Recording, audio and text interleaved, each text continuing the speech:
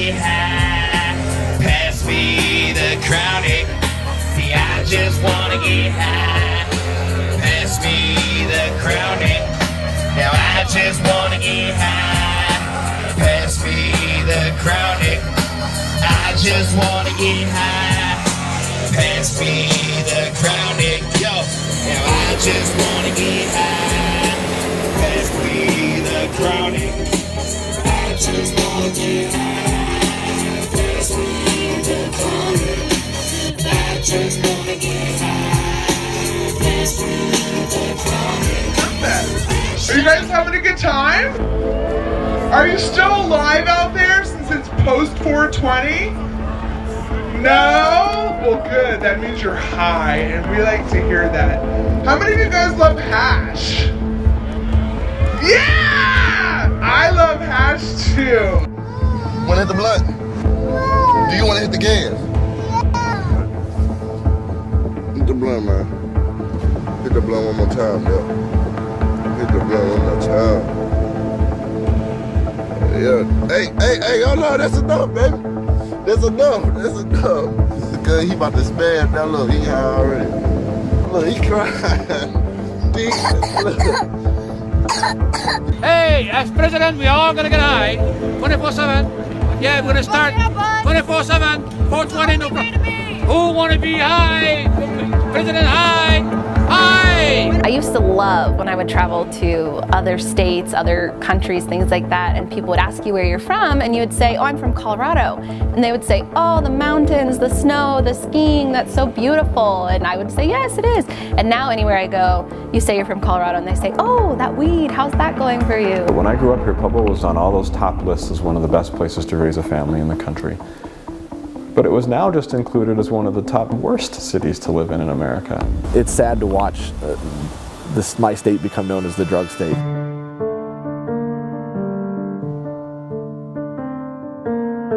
Colorado weed is famous.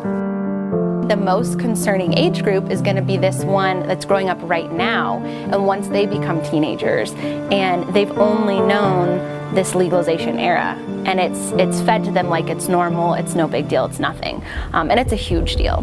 And the research we're just starting to understand as far as how this marijuana irreparably impacts the youth brains, that's scary. They can lose IQ points that they will never get back, and one of the biggest concerns is that this high potency marijuana that is now created, we have nothing to compare it to from the past. So all the people that say, you know, they grew up during Woodstock, they did it in high school or college and had no big consequences, this is a whole different animal. It's not that you're talking about a slightly higher THC, you're talking about something that's not double, not triple, you're talking about a 10 and sometimes 20-fold increase in potency. It is genetically modified and grown specifically for potency, and they've changed the whole dynamic of these plants. When I was a kid, it was not a big deal because it was only 2 to 3% THC. And then in the late 80s, early 90s, it rose to about 5 to 7%. In about 2001, 2002, here we saw it right around 10, 11%. In Europe, THC content over 16% is considered a hard drug. This is realistically a new drug. This is not, you know, we call it marijuana, and yes, it comes from the same plant, but this is not the plant you're thinking of when you're thinking of marijuana. He said very proudly, I just had a product test out at like 30 to 33% in natural grown plant. And I'm telling you, 5 years ago, I was told by the marijuana industry, that's impossible. A lot of that you've seen move from THC actual to THCA, which is tetrahydrocannabinolic acid. And theoretically, that's once it decarboxylates, you put flame to it or you touch it to a heated nail, that's what releases that carbon molecule and becomes THC. Genetic modification is doing wonders. Then we extract it, superheat it, and we literally have what is referred to as the crack of marijuana. You can get the marijuana concentrates, the wax, the dabs, the shatter, the BHO, the butane honey oil, and it's up to 98, 99% THC. And that is just a very dangerous drug. Dabbing's been around for a while, but all of a sudden super high concentrated forms of marijuana resin, marijuana oils. That also coincided with vaporizers, also becoming really popular. So now it wasn't just that they had to have a pipe and green leafy marijuana that was really strong smell, but they can carry around a little circle thing that had 200, 300 dabs of 95 to 100% THC. They'd go to the bathroom, they'd heat up the glass, dab it in oil, take a hit, and head back to class. Almost zero orders. What it caused is levels of people getting caught with it to go down, which makes it look like we're actually decreasing the amount of people using marijuana when it's not the case. It's just significantly harder to detect. To a state that's considering it or a community that's considering it, I would tell them get the facts. One of the biggest drivers for all of these states is the money. Unfortunately, it's greed, right? It's really good people in leadership positions that are trying to do the best for their community. And they see this as a resource or a revenue generator that's going to help them better their community. And the fact of the matter is, if they really study those communities that have it, they will realize that there's not a whole lot of money. And the money that does come ends up being put back into the industry, either in the form of rehabbing your children who get hooked on it, or your adults that get hooked on it, or the increase in your law enforcement resources that you're going to have in your homeless population, in your hospitals, in your infrastructure, right? There's no money. And I think that's probably the biggest fallacy. Last year, between recreational and medical marijuana, this state sold over $1.3 billion worth of dollars of marijuana. Well, what did the state get? $157 million. Everyone was really sold on the fact that it was going to create commerce and jobs and actually boost up the town's economy. It was legalized in Colorado because they convinced people that the money from the taxes would go to schools. And it is earmarked, but the way they earmarked it is only to new construction of schools. So it can't go to teacher salaries, it can't go to programs. I'm in 80% of the state of Colorado in schools, even in rural areas, and I've yet to be in a school that's gotten a dime. This was brought to us by outside interest, outside funding. They wrote it, they collected signatures on college campuses, and they sold a brilliant marketing campaign to voters who expected something completely different. The only people I think that are making money off of this are the people in the industry. There have been some politicians and legislators that have benefited, but the average citizen and the people living across the street from you have not. The state of Illinois is looking at, we just want to solve our budget crisis, so we need the tax money to solve our budget crisis and we'll be good. Guess what? Colorado just went into special session to figure out the budget crisis. 5 years in, hasn't fixed or solved anything. None of the promises that were made ring true. And I always ask the kids, is it easy for you to get marijuana or any drug? And they say yes. So they tell me it's easier to get than alcohol.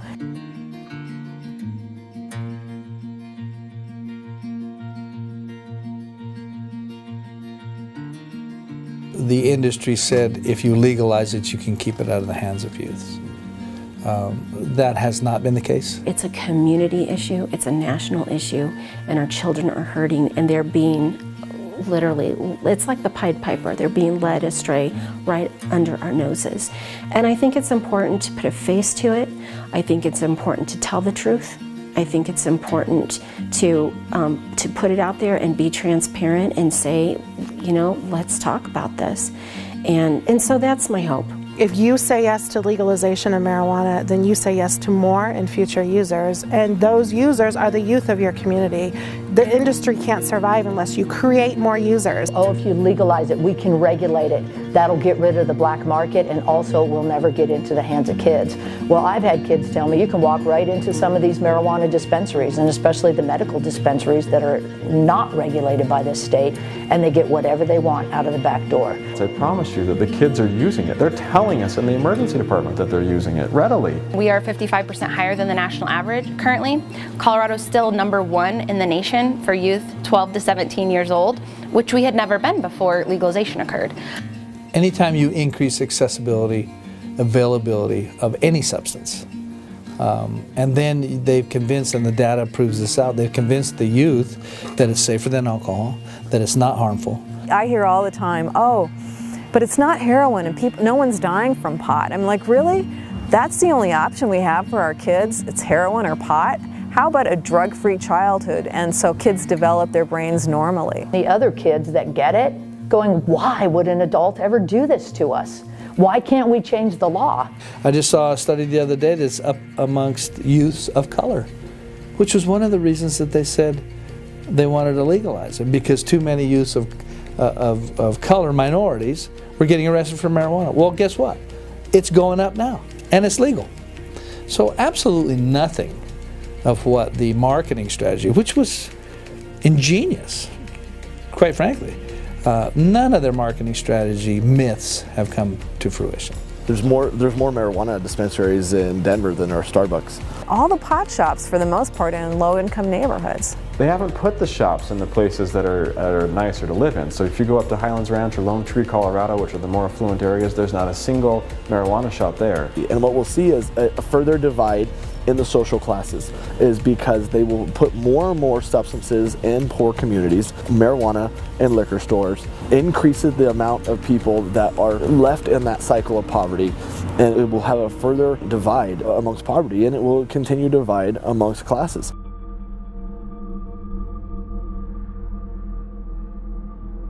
I always say the marijuana industry is selling addiction for profit, and our kids really get suckered into that, and they don't understand they're being preyed upon by a massive industry. This is a multi-billion-dollar industry. And I feel really passionate about, pulling the curtain back on that. It's a hard battle to fight as a parent when you have people much bigger saying it's not a big deal. The marijuana industry is really good at, it's just like the tobacco industry and the alcohol industry is really good at marketing their product. And they're like, we don't market it to the youth. I'm like, oh, yeah, that's why you have Jolly Rancher edibles. Why else would you make candy bars and cookies and all the things that we identify with our youth infused with marijuana? Just saw a girl who ate the full bag of candies and had to go to the ICU. I mean, she had what's called a GCS of 3, meaning she was completely unresponsive. We couldn't wake her up no matter what we did, and she had to go to the ICU until several days later she woke up and could go home. That's the way our children are viewed, is a paycheck. It comes down to greed. People do not care about other people getting medicine or recreational marijuana. They care about money. For them, it's money. They don't care, and that was the discussions we would have with my son is, you think they're going to be at your funeral if something happens? If something were to happen to you, will they be there? And... Were they at your son's funeral? No. I mean, look at our industry that even has been set up to inspect this. Our Marijuana Enforcement Division, our oversight from Department of Revenue and Colorado Department of Public Health and Environment, we've had inspectors in all of those divisions go and work for the marijuana industry, because they're getting sucked into the narrative and then saying, forget inspecting, I'm going in for the money. So what kind of standard do you have that you're holding to if your inspectors are going, heck yes, I'm all in? Everyone can say that it doesn't matter what laws are in place as long as people are, doing it to themselves or not impacting others. But once it's starting to hit, our roadways and things like that, that impacts all of us. Impairment is subjective to every human being. Even alcohol laws are subjective. But we finally lost enough kids on our roadways that Mothers Against Drunk Driving said enough, and were instrumental in forcing impairment standards. Well, that's not happening with pot. For law enforcement, they've given us no bright lines to enforce it.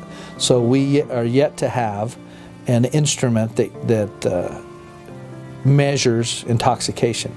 You see people vaping in their cars. You don't know what's in the e-cigarette. We all know that THC cartridges are widely available to go in those things. Do you want your bus drivers? Do you want your truck drivers? Do you want your doctors? Do you want these people high when they're operating on you or they're taking your kids back and forth to school? When I go now and I ask them, how many of your friends think it's safer to drive with marijuana than alcohol? All the hands go up.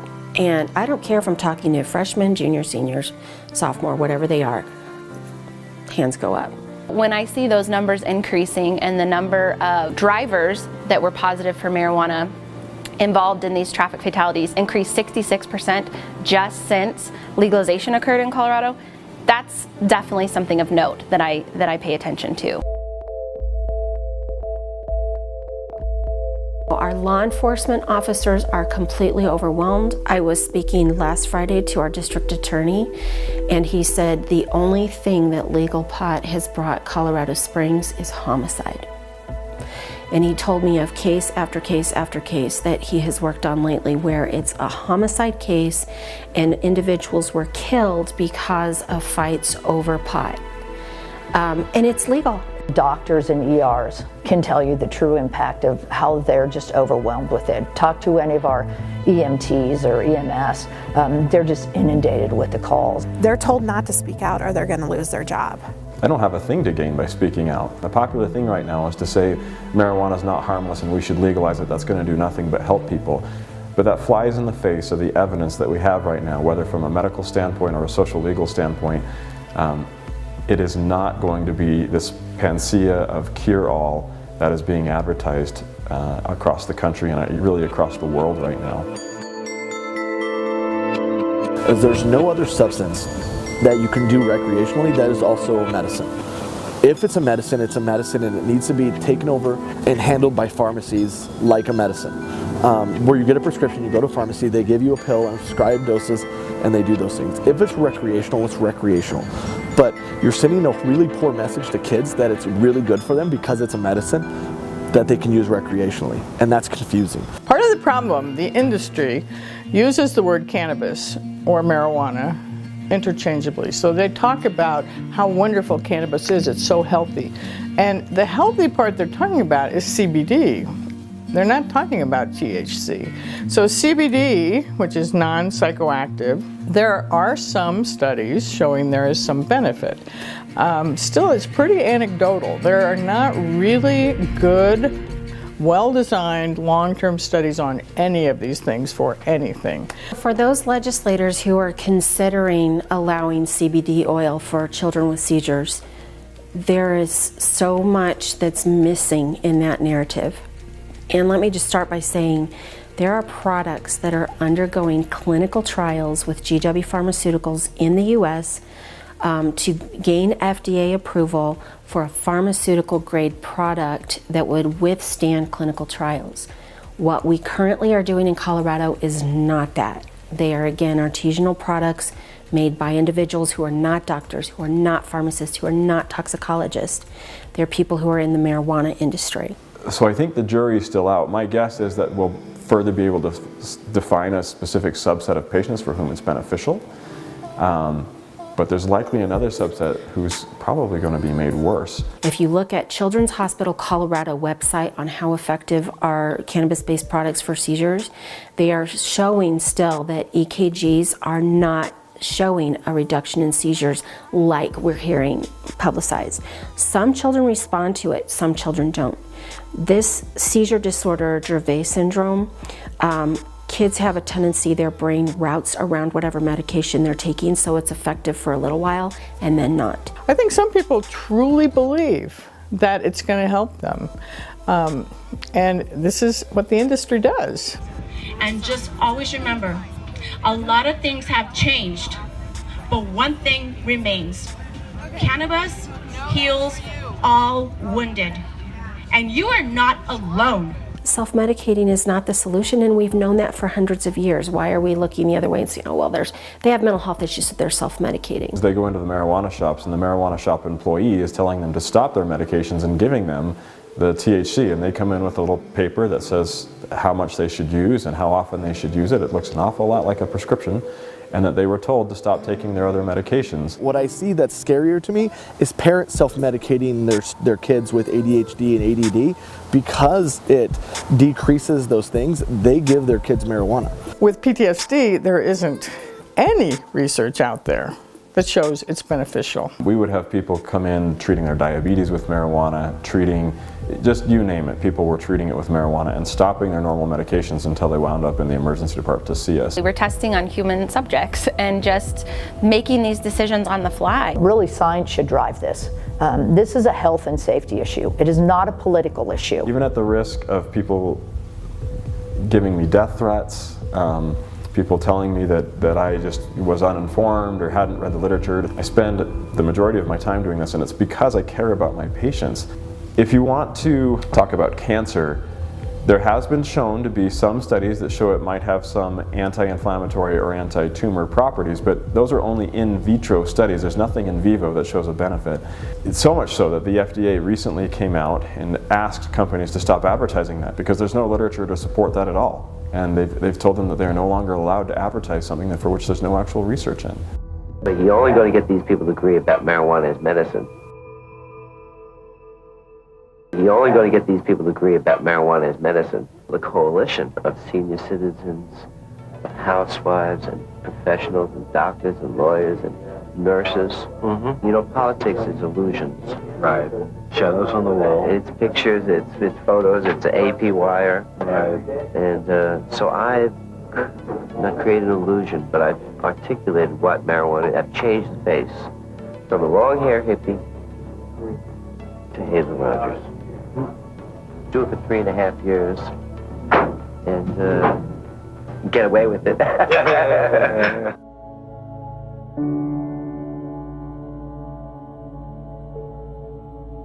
What I want to get across, cigarettes affect your lungs, that's in general. Alcohol affects your liver, as far as most people know. Marijuana affects your brain. Changes the frontal lobe, drops the IQ by an average of 6 to 8 points, even in adults, and it does not return to normal. And there is a direct link between marijuana and mental illness, especially if you're predisposed, because we know that marijuana turns on the gene that carries mental illness. It's a COMP gene. The younger you start use, and the more frequent you use it and the higher potency that you use, the more likely you are to start exhibiting psychosis. So what are we going to, like 10 years down the road, we're going to have a lot more schizophrenics? I mean, that just doesn't make any sense. I started to notice how it affected me. Kids will dab out, meaning they hit the high-end marijuana, and they black out. And they wake up 3 to 4 minutes later, they can't remember anything, they become extremely anxious, then they're terrified, then they become psychotic. The common people would say that's somebody who's going crazy. That's what would be the common term for psychosis. But to put this into picture, this is somebody who the police are bringing in, they're screaming uncontrollably, usually about some sort of active hallucination they're having. They're requiring 4-point restraints, meaning they've got to be strapped down to the bed. They're spitting at you, they're screaming that somebody's coming to get them, that God has commanded them to do something. All of these just clear active hallucinations that would go with psychosis. They're clearly paranoid and they're clearly not in their right state of mind. And so that's kind of what we're seeing on street corners and in parks and things, and people are kind of out of touch with reality. We see that probably close to every other day in the emergency department, that somebody's coming in with that degree of psychosis. And the only thing found positive in a majority of their urine drug screens is cannabis.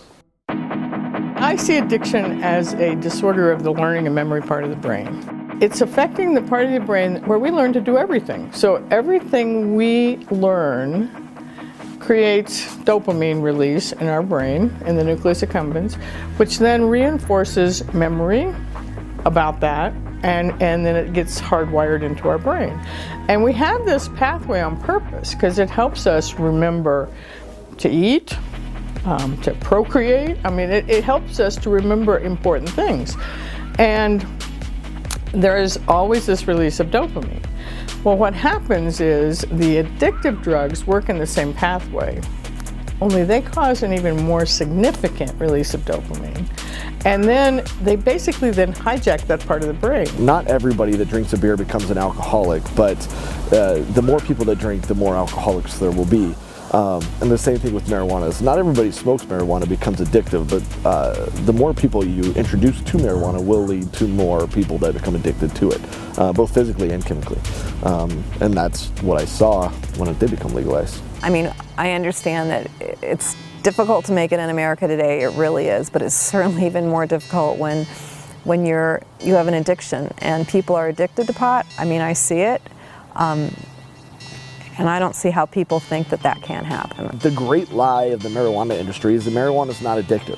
Marijuana is absolutely addictive. You know, it always takes me back to the old cigarette commercials that my dad used to joke about. I have an old adage, you know, the first one's free and I have a customer for life. Once THC got over 5%, that's when we saw the very first marijuana dependence syndrome diagnoses.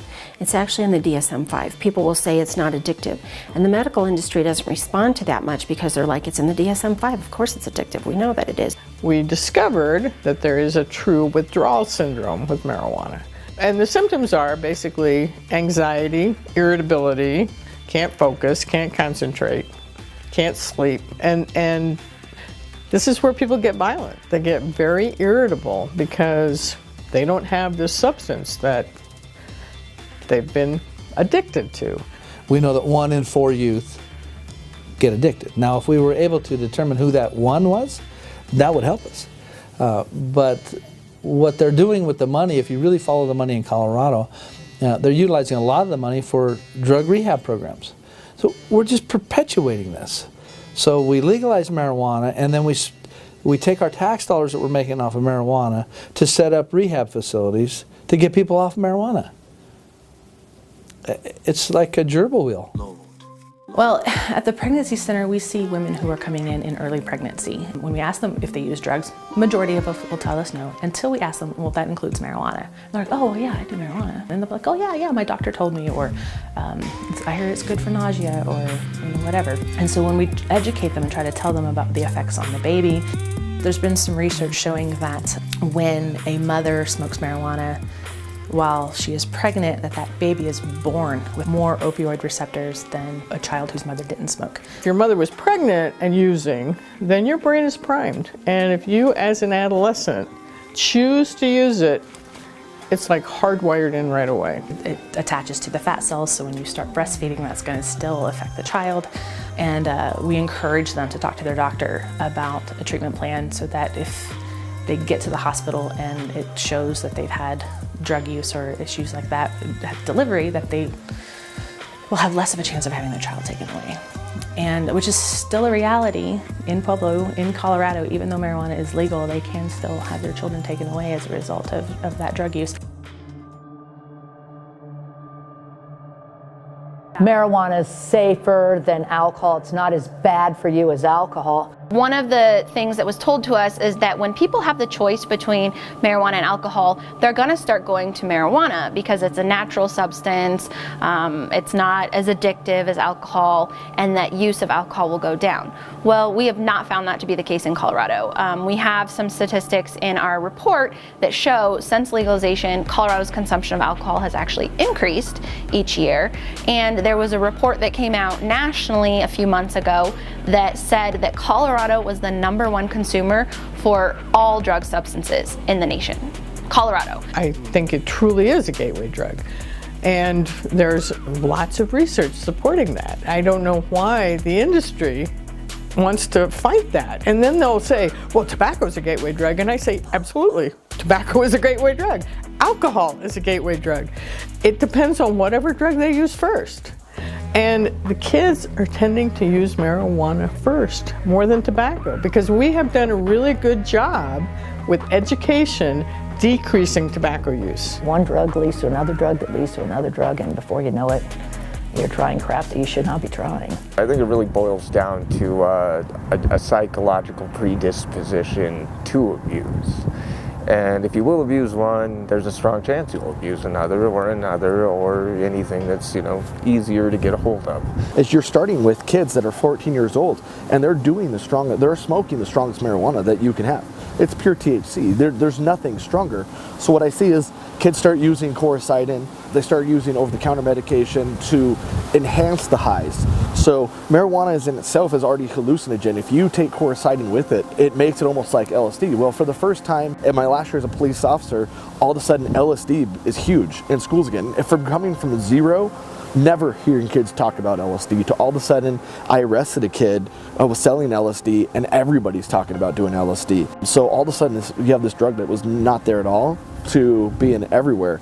Most of the people I've treated who have had a problem with heroin or opiate addiction admit that they realize that marijuana leads them back to it.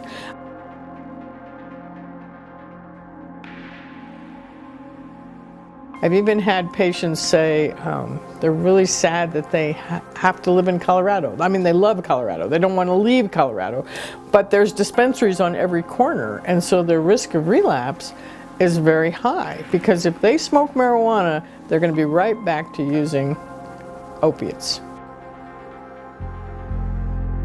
One of the things I think that was most shocking to a lot of people in Colorado was this huge growth in the homeless population. I couldn't believe it. On January 2nd, 2014, there was a line around the block to get into our agency for assistance. Really, there's a couple different groups we're talking about.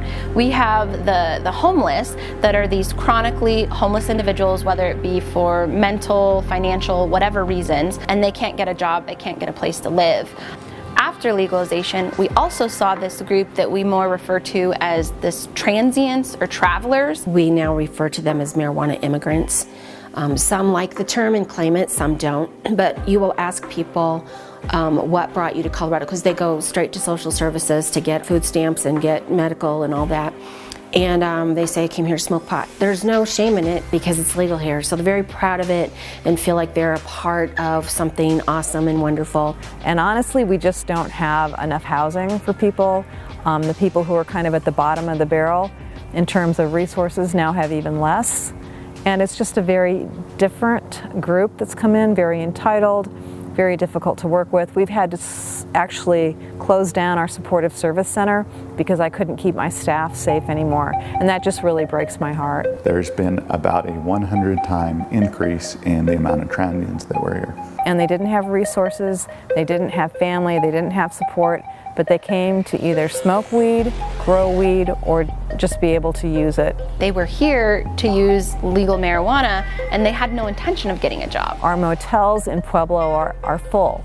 So you can't even use motels for emergency shelter because people are utilizing those for permanent housing year-round.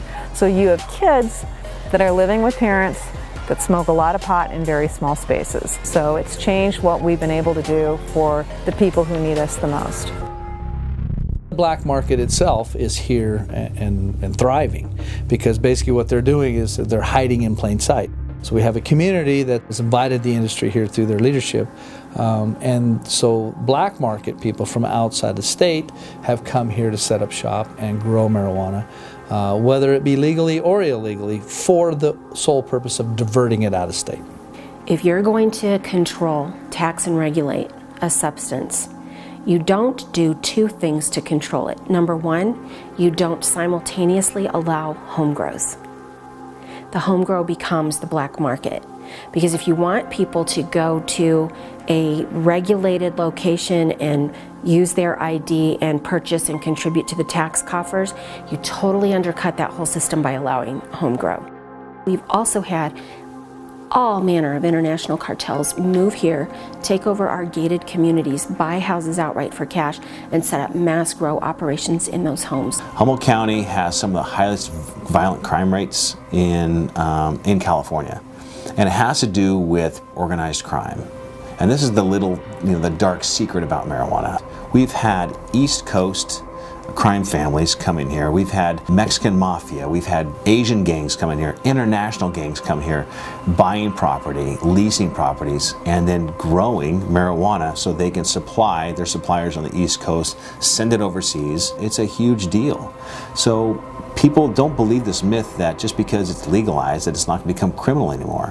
One of the other doctors I work with, she came from Detroit, and in downtown Detroit, she had never seen what she'd seen here in Pueblo. There was a full SWAT team across the street from her house that was taking down a big Cuban drug cartel that was marketing and selling marijuana. The cartels have come into this area, and there are now, according to the Sheriff's Department, there are 5 key cartels in the Pueblo area that were not here before the legalization. We know the cartels are bringing in heroin. We have issues with human trafficking. We are supplying Mexican drug cartels with the best pot in the world. There's a lot of marijuana that is leaving this state that goes out to other states. The cartels come and trade our marijuana for their heroin. You think of Colombia for a lot of the cocaine that reaches us. You think of Afghanistan sometimes for the poppy and the opium. Is Colorado, is the United States going to become the marijuana producers for the rest of the world? Is that what we really want? Pueblo wants to be known as the pot capital of the world, and they seem to think that that's a really good idea. I don't. The cartels that are coming in are dangerous. We know somewhere this is going to turn into the little Laredo. And if you've ever been down to Laredo, it is a very scary place that you just don't stop. No, it's terrifying, but it's something we never had to deal with before. So it's new, which is hopefully will give some clue to some other states that are considering it, that this is something you might have to look out for, and it's something you're going to be welcoming into your state if you're not careful. But the cartels are, they're perpetuating everything. They're infiltrating everything, and we've got these young kids that are joining these groups and these gangs, and they're getting involved, and they're selling, and they're transporting, and then people go missing, and there's these burglaries. We just had a guy a couple days ago, 70-something-year-old man that was just left to die in his house. We point out in our report that all crime in the state of Colorado, when you're comparing the 4 years prior to legalization to the 4 years after, the 4 years prior, violent crime increased about 1.2%, and after it increased by about 20%. The house across the street from us has been broken into several times. It's abandoned, and so it worries me about who's over there. What are they doing in that house? Are they watching our house? You know, we've had to buy a security system. We really have this criminal element in the community that we didn't have before. It's not just about marijuana. It has very little to do with the actual smoking of a plant. There's so much more that comes with it, with legalization, that most people don't ever contemplate. And when you have somebody who is coming off a high and they need money and they're desperate and they don't have anything, if you think you won't get mugged, you're crazy. We had to have Cherry Creek Trail. There is needle dispensaries on our running trails because people were stepping on heroin needles. And Colorado is known to be, you know, this great outdoor hiking, healthy, you know, living. But we have to have needle boxes on our running trails. 4 cars a day are stolen in Pueblo. And it doesn't matter if your vehicle is locked. They will come in, they will jump in when you're sitting at the convenience store. If somebody runs in, you have to lock your doors because somebody will jump in next to you and carjack the vehicle. What we're finding, unfortunately, is there is actually a very dark side to this industry that is tainting our waters, our soil, poisoning our wildlife, deforesting our forest. It wasn't until we had our animals that we were monitoring dying, and we basically did kind of like a reverse engineering, finding out what's going on, and then boom, we found out that marijuana cultivations in these public lands, our national treasures, were contaminating their wildlife. You have to bear in mind that the growers are there from April, May, June, July, August, September, October, an average of 7 months. And an average of we're finding is about 3 to 4 growers per grow site, because they're there the whole time.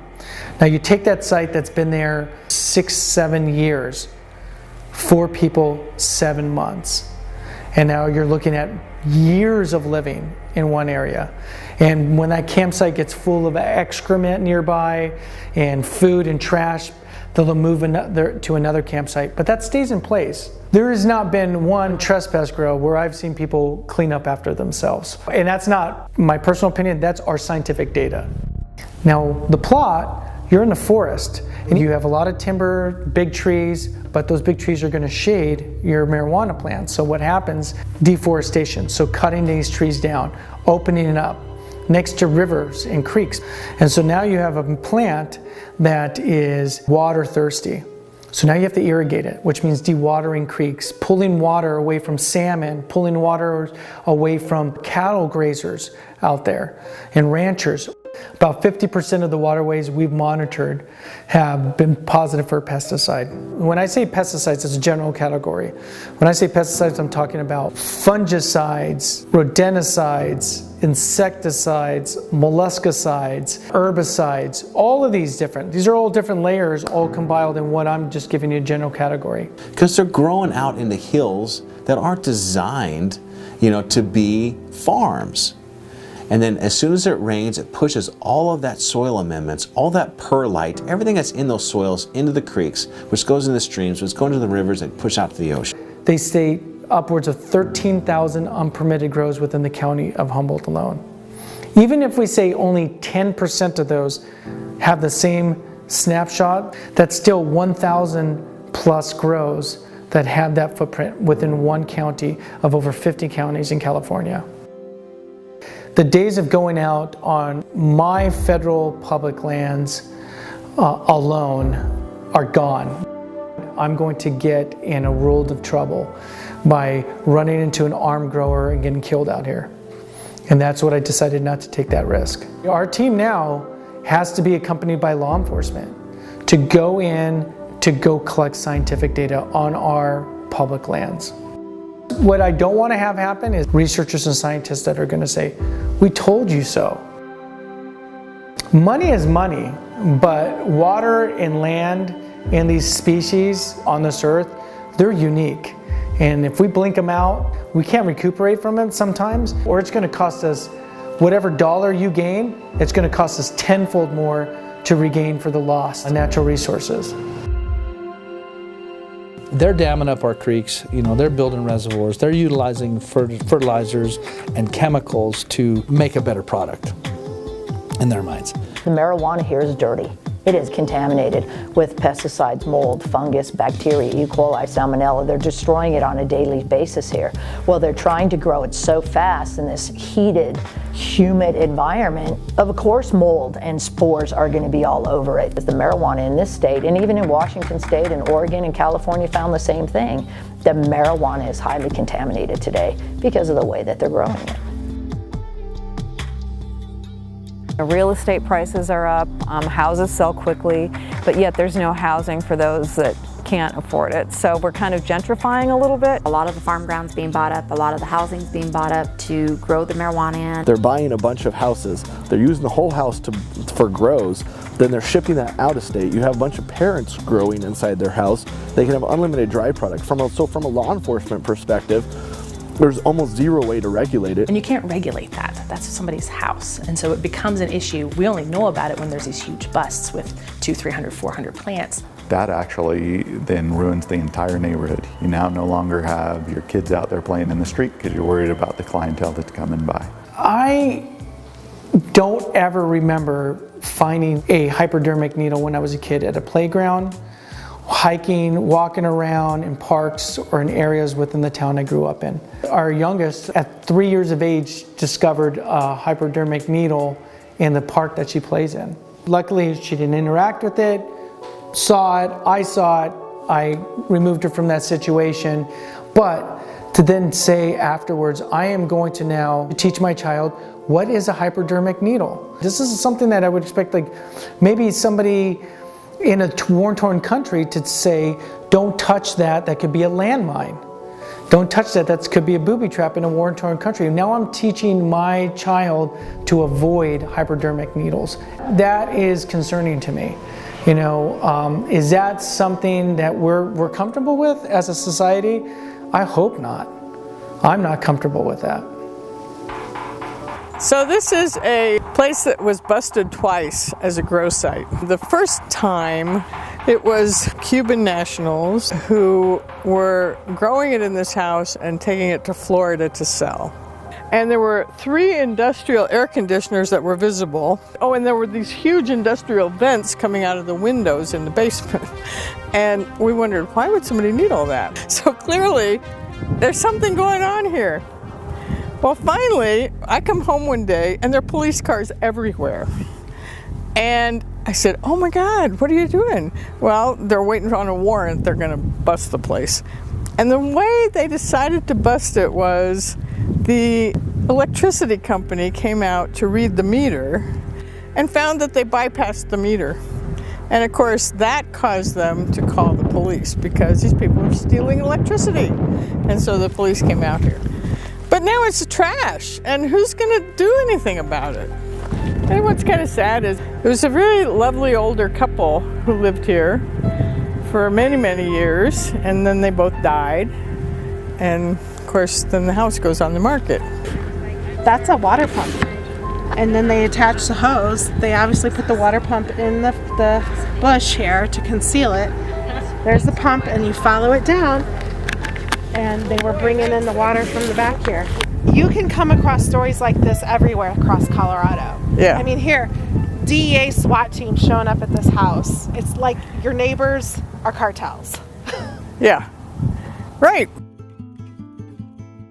Our Main Street and our downtown areas are not adding more companies. Good doctors are leaving, and it's hard to attract people back to a place to say, hey, we have all of these marijuana migrants here, we have a huge drug problem here, would you like to move here with your family and provide medical care to them? Obviously the answer is, well, I'm going to look around. 10 years ago, I could go on the state website and I could see how many workplace accidents and injuries happened in our state that were drug and alcohol related. And so we could say to employers, here is a real number that we can measure, and we can see this is how much this costs your business, because we know the average cost for work comp claim, all of that. Guess what? Not only has that data disappeared from the Colorado State website since 2012, but we don't even now track it. People are being fired for going to work high, and they bring their medical marijuana card and claim they're medicating. We try to relate it back to alcohol, saying, well, you can't come in drunk. And they say, oh yeah, but it's not the same. To me as an employer, it's the exact same. You're still under the influence of a substance. Positive drug tests in the workplace have tripled according to the national average. And all illicit drugs have gone up according to the Quest Diagnostics Drug Test Index, which they do annually. And it's the first time we've seen an increase in all illicit drug use in the workplace in over a decade. We actually have our insurance carriers who are also at the forefront of this new subject. They don't really know exactly how to handle it, but what they are doing is they're putting everyone into higher risk categories should you have any sort of incident where you had anyone under the influence of marijuana. Now Colorado, I believe, will be looked at as a higher risk state. But then that employer is going to assume all of that liability and responsibility on increased accidents, injuries, absenteeism, employee turnover, the wide variety of things. And it takes a lot of education, and we don't have any good central way of letting business owners know that this is going to impact you financially. The U.S. loses over $246 billion a year on employee drug and alcohol use. These kids are confused these days, so they have conversations all the time with their parents, with the school systems, with their friends. As an employer, I will not hire those kids that are smoking weed. And the kids, a lot of my friends' kids, a lot of the kids in the community, we know who smokes weed, we know who doesn't smoke weed. So the cold hard truth is, society now has put them in a lower category, whether they like it or not, and whether they understand it or not. You have issues that we don't want to deal with.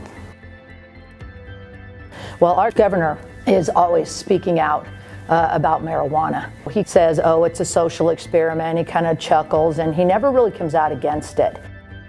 Because when he was losing in the election, he had a huge fundraiser by the marijuana industry.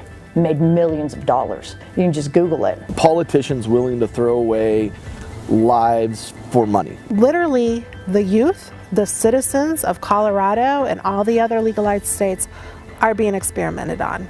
And Governor Hickenlooper will say, let the experiment continue. Our governor said it's a great social experiment, an experiment put into play by people who didn't establish any guidelines for that experiment. When you experiment, you have criteria, you have guidelines, you have data, and you track the data to see if it's successful or not successful.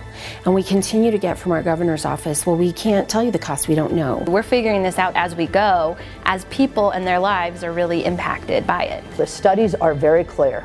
This experiment has not worked. The generation right now is the experiment. Marijuana is nothing more than tobacco 2.0.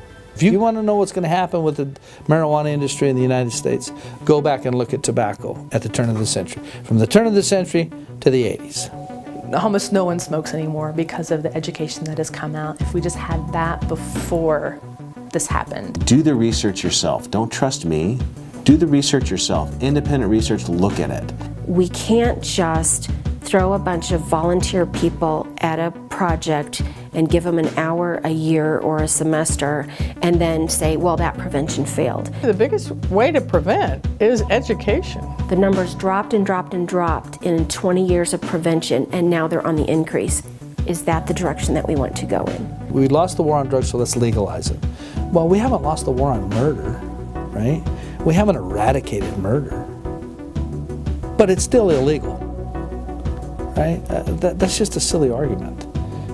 Yes, did we eradicate marijuana? No, absolutely not. But we did keep it to a maintenance level in a community. And that segued with our moral compass of society. And I think that's what nobody's talking about. When you normalize this type of behavior, you accept the byproducts of what happens. Switzerland has 1 to 2% youth drug use in schools. 1 to 2%. And guess what? They're concerned about that. They want it lower. Whereas in Colorado, we're looking at over 20% of youth drug use in our high schools. And these folks come over here to see what we're doing, and they can't even comprehend that we're okay with that. This is not your grandpa's weed. This is not our weed from the 80s. This is a drug. It's a Trojan horse that's imploding America. We're creating a monster that we already can't control.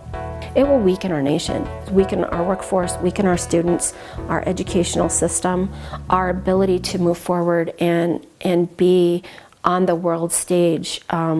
It's going to devastate our nation if we don't get this turned around very quickly. I speak out for two primary reasons. One is I just feel like there's a moral obligation, and because most everyone else I know is afraid to do so. And so if all of us are quiet, what's going to happen? If we give up, we're complicit. And I will not be complicit in destroying the young people of our nation. Or the old people for that matter. I have been accused of being hired by the pharmaceutical companies. I'm like, can you send me a check? Because I'm broke. I work 7 days a week to pay for my son's recovery. Nobody deserves to be ignored. And if we give up, we become complicit in this movement and just say, you know, I'm going to look the other way, or it's really okay with me. I won't be that person. And so maybe there's 1 or 2 or 5 or 10 of me against thousands, but you know what? The truth will bear out. I believe that. We are speaking out. It's very hard to continue to speak out when you're beat down by a group that has the money. I would say both as a sheriff and a citizen that our community is worse off for this. And I've said it from the beginning. This is not new. I was one of the first ones that came up and said, look, in 10 to 15 years, we are going to regret having done this. We are the Wild West of pot, and there are a lot of unintended consequences that came along with legalization, and so we are really a cautionary tale for others. A lot of homelessness, a lot of crime, and a lot of drug addicts who prefer being high to life. It affects all of us. If it comes, then be prepared for what comes with it.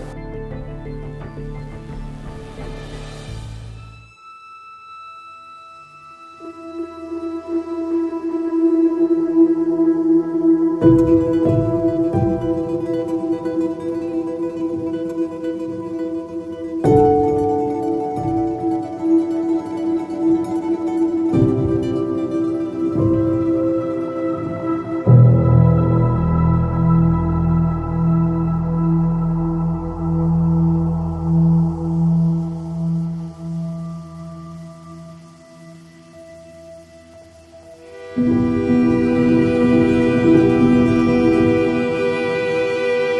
you.